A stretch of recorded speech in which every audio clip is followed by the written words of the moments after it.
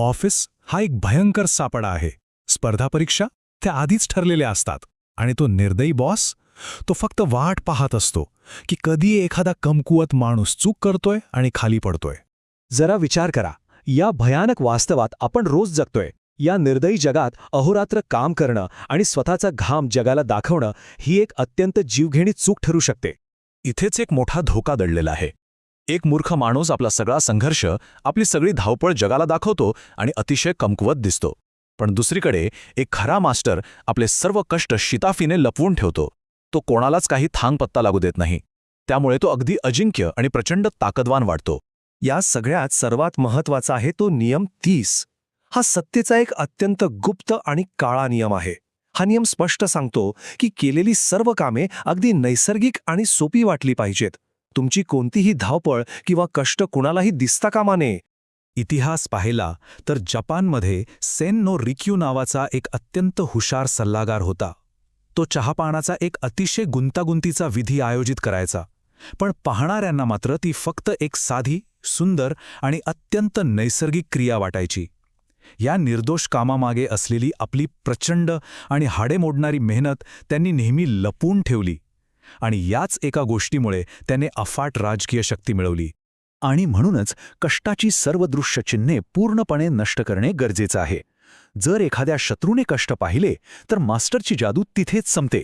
तो तयार केलेला भ्रम एका क्षणात तुटतो आणि एवढी सगळी मिळवलेली शक्ती अक्षरशः एकाच सेकंदात मातीत मिळते. इतिहास घडवणारा जगप्रसिद्ध जादूगार हॅरी हुडिनी याचं उदाहरण घेऊया. त्याने पाण्याने भरलेल्या पेट्या आणि अशक्य वाटणाऱ्या साखळ्यांचा सामना केला, तरीही तो जिवंत राहिला. प्रेक्षकांना नेहमी असं वाटायचं की तो एका सेकंदात अगदी सहज त्यातून बाहेर येतोय.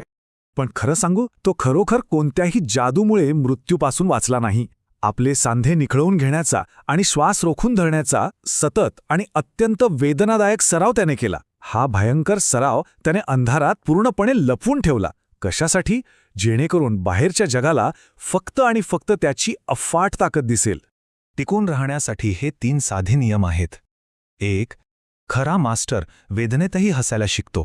तो शांतपणे सर्व काही सहन करतो आणि उकाड्याबद्दल किंवा कामाच्या त्रासाबद्दल कधीही कोणाकडेही तक्रार करत नाही. आणि एक अत्यंत महत्त्वाची गोष्ट नेहमी लक्षात ठेवली पाहिजे. आपली गुप्त युक्ती चुकूनही कोणाला सांगू नका. जर एखाद्या व्यक्तीने आपली गुप्त युक्ती इतरांना सांगितली तर एका निर्दयी बॉसला किंवा प्रतिस्पर्ध्याला त्याला संपवण्यासाठी एक अचूक आणि भयंकर शस्त्र आयातच मिळतं. बाल्तसार ग्रॅसियन नावाच्या एका अतिशय शहाण्या लेखकाला हे अगदीच चांगलं माहीत होतं. त्यांनी स्पष्ट चेतावणी दिली होती की स्वतःच्या क्षमता नेहमी लपवून ठेवा, कारण क्षमता लपवून ठेवल्यानेच इतरांच्या मनात सतत एक भीती आणि आदर निर्माण होतो. आता प्रश्न असा आहे की यातून वाचायचं कसं? जर एखाद्या व्यक्तीला या भयंकर सापळ्यातून जिवंत बाहेर पडायचं असेल तर त्याला 1% बुक क्लबची मानसिकता हवी. ही एक अत्यंत गुप्त खास मानसिकता आहे. अशी मानसिकता जी फक्त सर्वात वरच्या स्तरातील टिकून राहणारे लोकच वापरतात.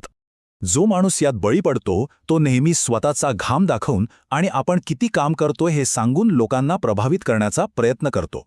पण जो माणूस यातून वाचतो, जो जिंकतो, तो पूर्णपणे शांत राहतो. तो एकदम निर्दोष दिसतो आणि कोणतीही धडपड न दाखवता अतिशय सहजतेने सगळी सत्ता स्वतःकडे घेतो. कारण जो माणूस सर्वांसमोर उघड्यावर घाम गाळतो तोच नेहमी खाली पडतो आणि हरतो. मग आता प्रश्न हा आहे, या भयंकर निर्दयी खेळात आपल्या स्वतःच्या करिअरमध्ये उघड्यावर घाम गाळणारा तो पुढचा बळी कोण असेल?